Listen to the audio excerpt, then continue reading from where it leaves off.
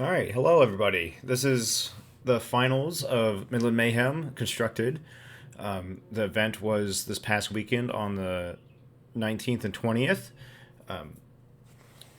Thought I would do a match commentary of my decisions and how it went and different thought processes I had along the way. Thanks again to Pete for putting on the event. Thanks to everybody who showed up, and it was a great time. Met Jeff Menges, had my first sorcery card signed, first TCG player or TCG card game I've had anything signed for, first artist I've met, so that was an awesome experience. Coming up, I'm going to Baltimore for the Cartesian Cup. So if you see me there, come say hi. I'll be the guy with the painted nails. I'm also going to Gen Con coming in August, so I'm really excited for that. So this is my Avatar of Earth list. It is Fire Earth, mostly a Fire Splash for some removal and kill spells. Heavy on the Earth, going with the well-costed minions like Bostrel and Unicorns. My opponent is Adam, or Burst of Stalin on Discord. He is running a Battle Mage list. I'm pretty sure he said it was by Count Tolstoy. I'll have both lists in the description of this video if you want to take him check him out. But his game plan is to find Flaming Sword or Crown the Victor and beat in with Battle Mage. Also, he has Thunderstorms and some air movement spells that can cause a bit of a havoc for me. In this matchup, I'm really worried about early aggression and my smaller minions like Violence or Kobolds that can just be killed with Battle Mage and get some card draw. Long game, I think I have a pretty good chance. I have a bit of an inevitability with Avatar of Earth, and it's just getting bigger than Battle Mage, even with some equipment. I'm also running Root Spiders and Bedrocks, the basic Earth package, and hoping to grab one of his sites and smack in for 4 to 6 damage. So here we're rolling off. He gets a pretty good 10, and I get a 3, I think. Yep. So he goes first. In Sorcery, it's pretty advantageous to go first. You can get that first hit in. You have control of the aggression. You can attack it one turn earlier. So in this going second, I'm really worried about like incidental chip damage and trying to control his ability to attack my sites for free damage. In my opening hand here, you can see I have 2 villages and I think a desert. And that's not a bad hand for sites, but I'm looking for all Earth sites and my fire. So I really want to see a step or color out of space is my ideal opening land. So I'm going to mulligan all 3 of my lands just to dig for a little bit more. And I also discard or mulligan away the Violent. Yes, I could ping something with Violent and kill something, but then he can just attack it and get a free card, essentially. I also put back a Blaze. I'm looking for Atlas Wanderers or Earthquakes or some big Earth threat. So I've learned in this deck it's pretty advantageous to do a really aggressive mulligan. See here I get probably the 3 best sites in my deck is Step, a Holy Ground, and a Bedrock. I am a little worried about Atlantean Fate with the Step and Holy Ground, but I have a Bedrock, so it feels okay there. But there's an argument to keep the villages, but I wanted to dig for a little more aggressive stuff like Smokestacks in case he played a Cloud City or something of that nature.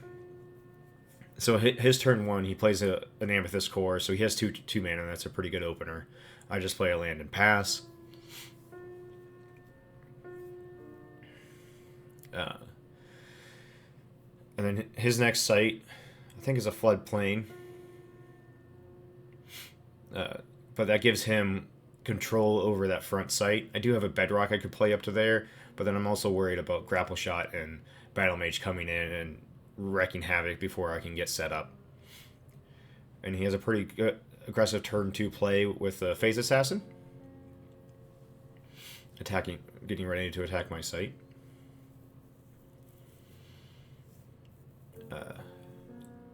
In my hand, I have a root spider, so I'm thinking he can attack in once or twice, and I can play root spiders and disable it. 6 damage doesn't feel great, but I also have a holy ground in hand, so it's really only 3 damage.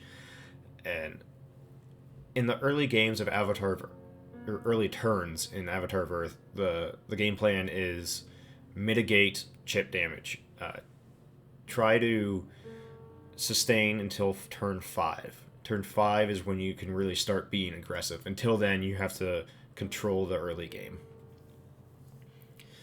This list against, say, Sorcerer Aggro, like the Fire Earth, where they're dropping kobolds and violins, it's really hard to not lose on turn 3 or 4 and just be so far behind and can't come back.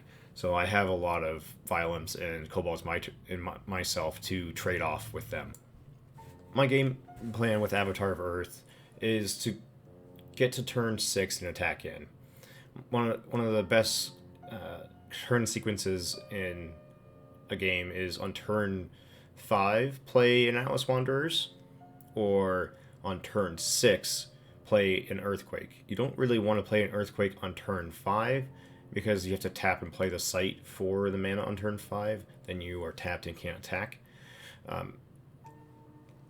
My goal is to get to 5 mana, hopefully with 1 or 2 fire sites, and my avatar being a 4 power at least. A 3 power is a little small. 4 power makes it a 5 turn clock if they're still at 20, and my ultimate goal is to get a 5 power unit, because then it's a 4 turn clock at minimum. If I have done some damage, which is also a goal in the early game with unicorns, boss trolls, and being aggressive, that makes that turn clock even better. If I see a earth site across the board, my job to get to 4 power just got a little bit easier. In our previous game, I played Adam in the Swiss rounds and got really lucky with a royal bodyguard to absorb some damage and survive another turn and like be able to call him and white back. But in that game, he was also very conservative with his site placement, which I think really helped him to be in control. In this game, a little more standard site placement, which I was happy to see. The way Avatar of Earth loses if you don't play the game that she wants you to play, and that's to play sites up onto your front row, and eventually I'm going to try to steal that site and be able to attack in and not have to tap and move and waste a turn.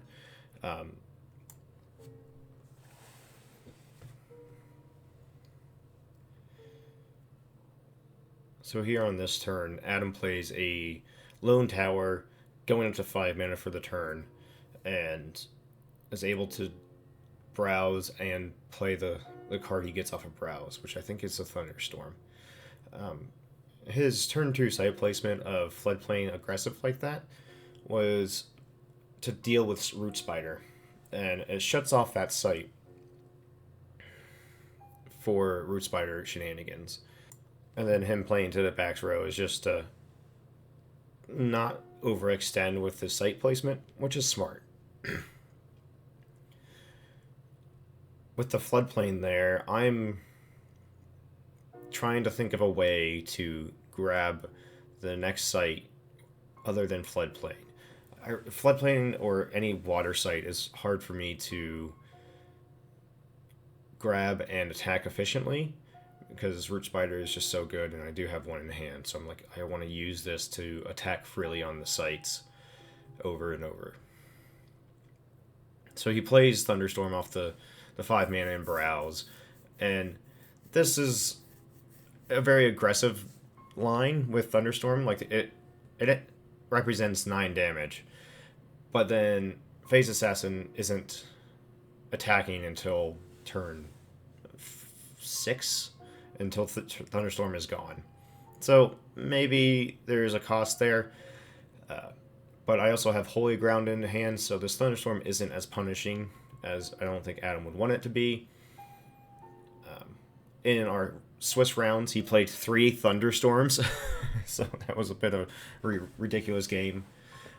The Holy Ground negates that 3 damage and almost makes it like the turn didn't happen, and so I'm just trying to survive. And then I play the Root Spider here to negate a phase assassin attack at some point, which later in the game, Adam makes some remark about, I wish that Root Spider wasn't there. And the Root Spider, I think, has to be the best minion in the game. It just shuts down so much, and it's a removal spell if somebody's on your site, and it's so good. So Adam plays the second Lone Tower to his front row, and I now am planning to try to grab that with an Atlas Wanderers or Earthquake. So I'm going to be building off to my right, to the left of Holy Ground. And I can play Blaze now and attack Lone Tower maybe, but my avatar would have only been a 2 power, so like that's not really where you want to be. You really want to set up for at least a 4 power avatar of Earth. And so he moves his Phase Assassin back. I'm going to work it over to Holy Ground to try to attack there. But with the Thunderstorm there, doesn't really want to attack with Phase Assassin to have it maybe be killed by your own card, which doesn't feel great and is understandable. I have a Pudge Butcher in hand, so I'm looking at this Dapper Vampire and thinking he's at 20, so the life gain doesn't really matter. Getting hit for force isn't great, so I'm still gonna try to play defensively and play a Pudge Butcher on the Bedrock. This Pudge Butcher really deters an attack. Playing Color Out of Space to the right of Holy Ground. So then eventually when I can use my avatar to attack, it's now nearby sites, so it's 4 sites in the avatar, and that's 4 power, or 5 power. And so that's really where I want to be. Maybe one more site, so I can play Atlas Wanderers and take in the Lone Tower into the Holy Ground location. Here I'm contemplating about where to put Pudge Butcher, or it was Royal Bodyguard. I was thinking about playing Bodyguard to maybe trade with the Vampire, but in the end I felt like Pudge Butcher was a better deterrent from attacking. So he can attack for 4, cool, but then I just Pudge Butcher and kill it, and I'm up a minion, he's down a minion. And he didn't get a gaining life with Net Dapper Vampire. And then the Pudge Butcher there also deters a Battle Mage aggressive play, because really Holy Ground is the only accessible site to attack right now.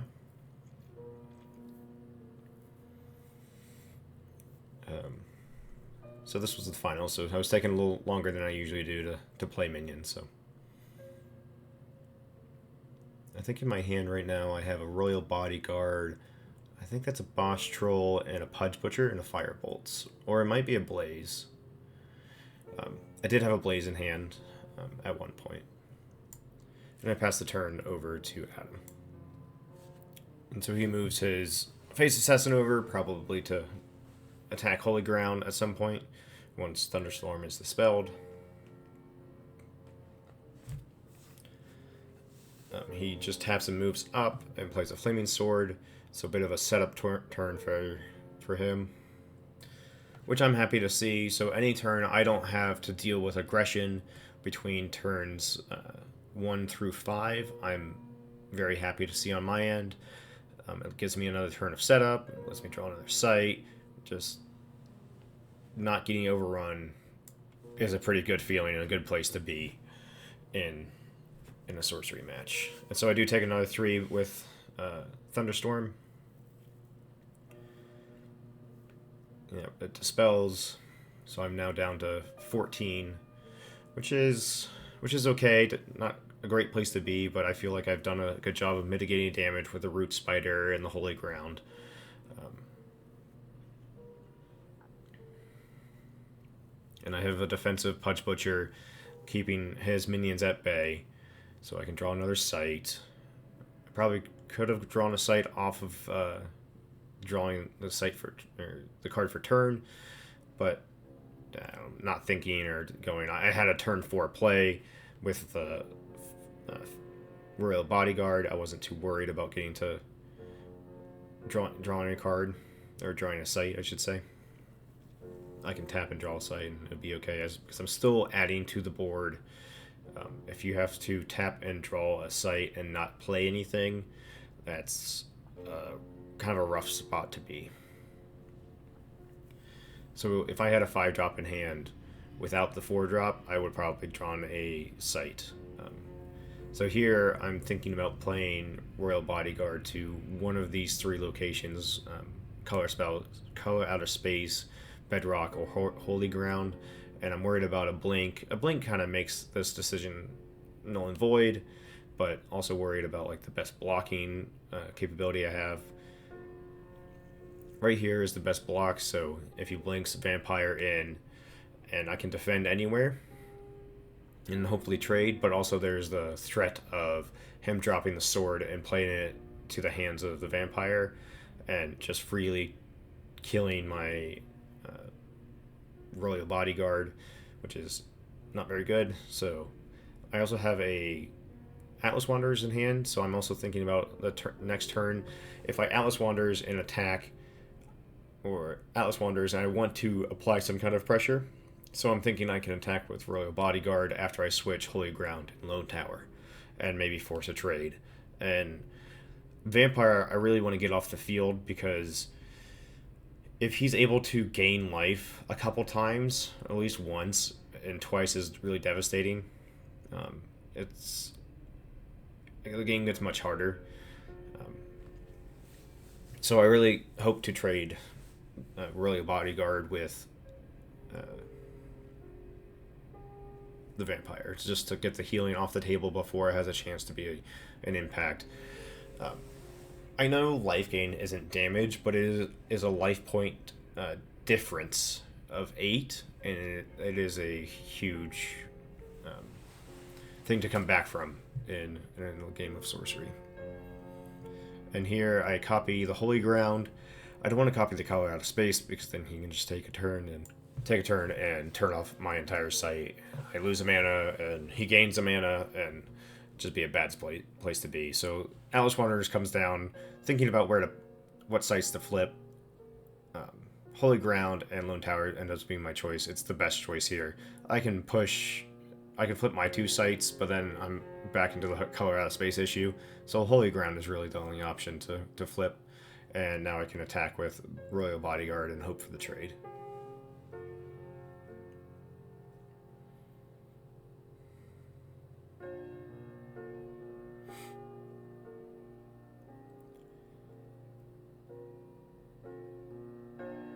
And he does block it.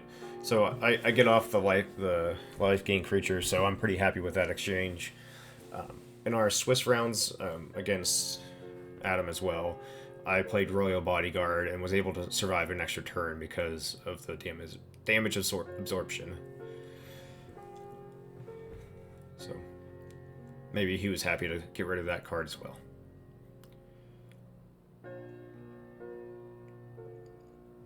So my Root Spider's still there blocking the Phase Assassin, and now I've switched to the sites with Atlas Wanderers, and so that Phase Assassin still hasn't done anything all game, and so it really took that aggressive start of turn 2 Phase Assassin off. And here he does the Battle Mage thing and shrinks my minion, draws a card, and that's pretty good. But I'm more than happy, not more than happy, but like I'm okay with that happening because Atlas Wanderers already did its thing and switched the site for me, and Lone Tower is now within a good blaze or some other extra movement ability. So, and I also have Pudge Butcher here to to hit at him for 5 and really to start to swing the control and aggression to my side of the table. So plays Hippogriffs to attack, which that's a hard choice to make. Blocking that 5 damage might have been worth it, and then he could have attacked Mirror Realm freely without the Pudge threat.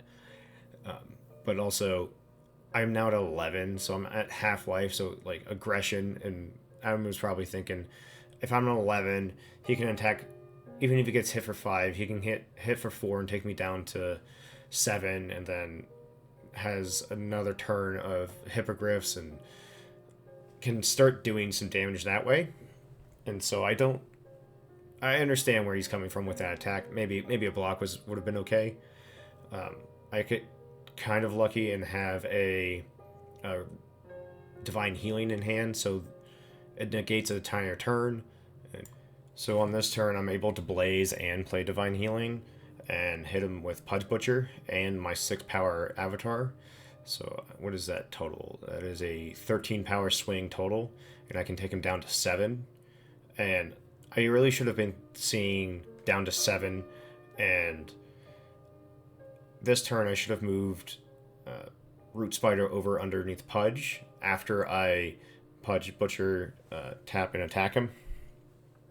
And so I can have another 2 damage next turn when he's at 7, because I can attack for 6 with my Avatar of Earth, but I'm going to be 1 damage short. So this was a bit of misplay on my part, but it was very close. Yeah, should have moved Spider over, because Phase Assassin is no longer a threat. I'm going to kill my Pudge Butcher next turn with Poison Nova, so I'm okay with hitting him with Pudge and then using Blaze to hit Lone Tower for 6. So I do lose the Pudge in that exchange, but I feel like the aggressive 13 damage turn is worth it. But yeah, should have moved Root Spider up 1 site just to have that aggression for later in the So here in the game, I'm just conferring with my opponent to double check that my understanding of stealth and projectiles is going to work the way I expect it to work, and just so everybody's on the same page. I've done this a few times throughout this tournament, and it's helped have an understanding of both parties' like interactions, and so everybody understands the board state. It makes for I feel like a better game, and people don't feel like they got. So that's what I just do. So here, Pudge fights Battle Mage. It has 4 damage marked on it.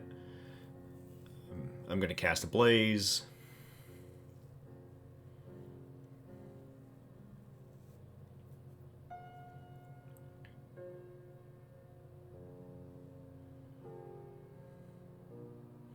And attack that Lone Tower. Pudge dies, and the Battle Mage will take 2 more damage. And with the Battle Mage on Bedrock, there is a possibility of him just attacking Bedrock and staying in that location. And so I think I have Door next turn if he doesn't move. But he sees that and will try to get out of the way.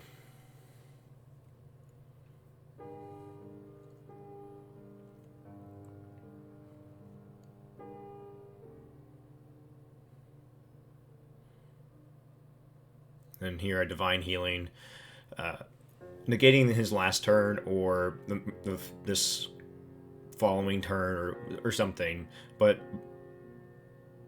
Divine Healing gives you an extra turn is the biggest swing.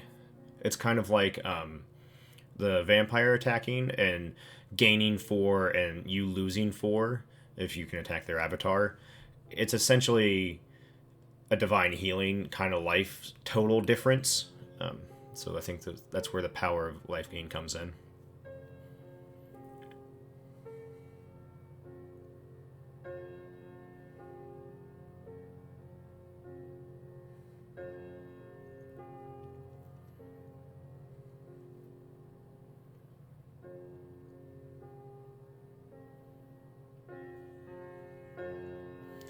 So he blinks onto my avatar's location and attacks Holy Ground and draws a card.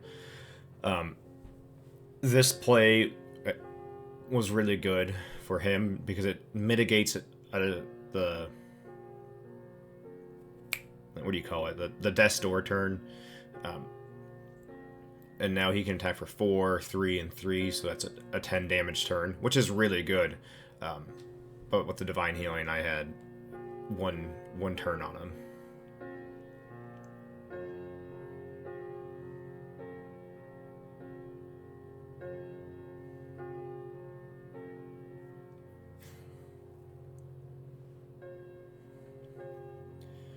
So here he plays a falconer, go gets the bats, and generally this would be a pretty good play. But I have 2 counters to this. One being Root Spider, moving under Lone Tower, and you can't defend against that. And then I also have Poison Nova in hand, and so I'm gonna clear the board next turn. Poison Nova is such a good card in aggressive decks where you lose to like a swarm of minions.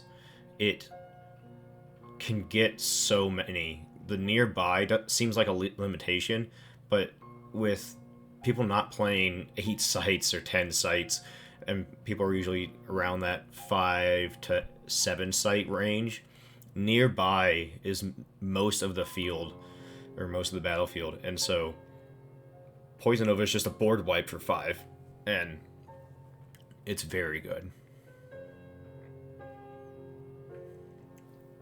And I also play my sites very close to each other. Like right now, they are all nearby the location I want to be attacking.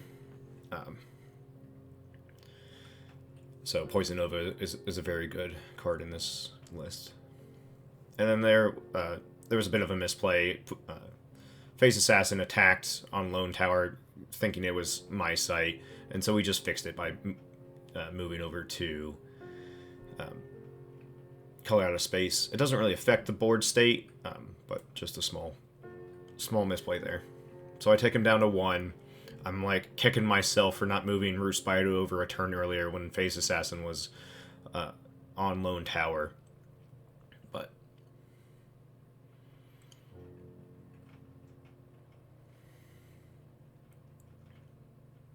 what you gonna do? And there's the Poison Nova, and a 4 for 1 is just devastating. So felt pretty good about that. I've got Firebolts in hand and Boss Trolls. For a follow-up turn, maybe if I have to take care of a pesky flyer or something, I can just play Boss Trolls and have it as a blocker. He's going to be on Death's Door, so the Battle Mage attacking minion and drawing card is no longer a relevant threat. So here on his turn, I'm at 8, he's at 4 damage or 4 power, and I'm very worried about a grapple shot. Doesn't end up having it in hand, but a grapple shot and attacking me for 8, taking me to a door turn earlier, it gets a little squirrely. But luckily, he didn't have it.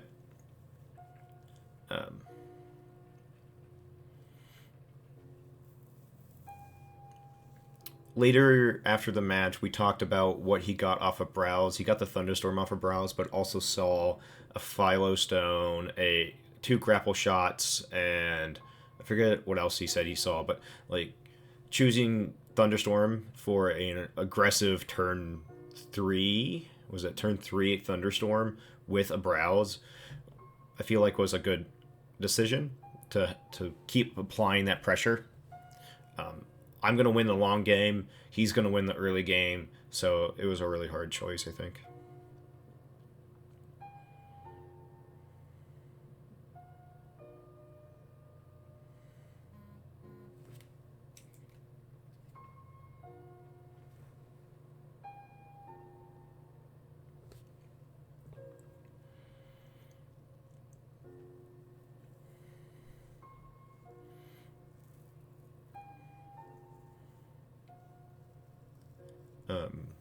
In our in the events or the time leading up to this event, we were talking about like how do you win in a game of sorcery, and you really win on unless you're playing Death Speaker with a bunch of card draw, you're winning on 10 to 12 cards. So if you can't win with 10 to 12 cards, I think there's some room for improvement or like deck construction changes. And one of my like key principles is having kill in hand when they get to Death's Door. So I have a Thunderbolt or not Thunderbolts, a Firebolt in hand. I've had it from the start, and I haven't used it on any 3 power minions to save damage because I didn't have another way to get another kill. You really want to be conservative about your winning condition. Yes, you can get him to Death's Door, but most decks can get an opponent to Death's Door pretty similarly speed wise. Like if you play positioning well, you attack well, you defend well, you can usually get to Death's Door within the same turn cycle as your opponent. It doesn't really matter what deck you're playing. I feel like a lot of the like key moments is well, did you get Death's Door them first, and do you have a kill in hand for when they are at Death's Door? So that's what I've been like. I feel like it's elevated my win rate is always having a way to win the game when I get them to Death's Door. So here I top deck a Pudge, and it's pretty. This is a rough spot to be in because it forces him to deal with the Pudge as the kill on board, but also I have Firebolts in hand, so it's a 2-for-1. If you deal with this one thing, I still have this other thing. It's just controlling the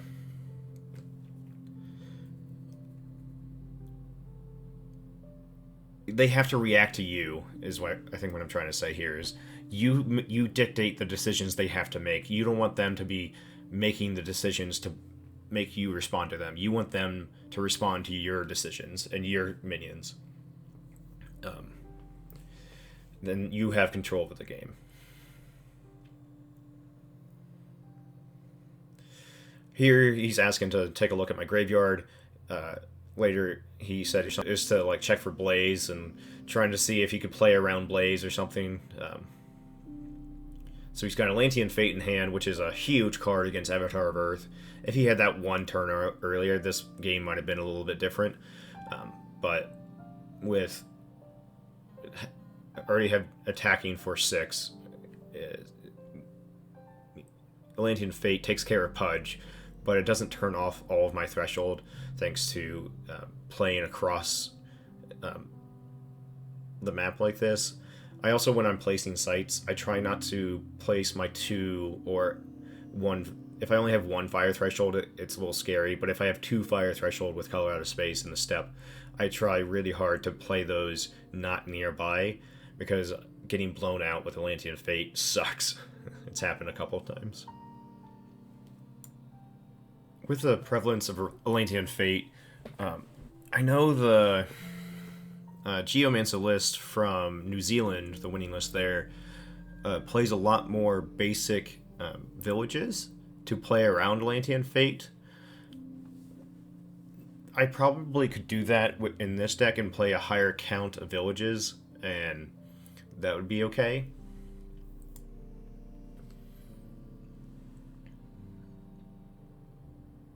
So he's at Death's Door. I've got Firebolts in hand. I untap and draw my card, and I tap and move and Firebolts him for the win. So thank you so much for watching. Thank you to Adam for the awesome match, and he has lightning bolt in the hand, so that might have been like it's that turn order. Can I get you to death's door first? It just shows the importance of having the kill in hand once you get him to death's door, because you don't usually have an extra turn after you get him to death's door. If you give them the chance to come back, they're gonna come back. So this was my first tournament win. I've gotten third in Cincinnati ones. I topped 8 the GTS League, but this is my first tournament win, so that's awesome. I'm really proud of myself for doing that. I think that's about it. We ended up opening the packs when we got home back to Columbus. Out of the 13 packs that I had, a foil Doomsday device was opened, and then my friend Chris, who won the limited event, his 13 packs had a foil Gigantism in it. So out of this alpha box, there was 2 unique foils. So that was pretty awesome. Thanks everybody again. Thanks for watching. Hit the subscribe button. I'm a YouTuber now. I don't know. Thanks everybody. Thanks for your time, and see you in the next one.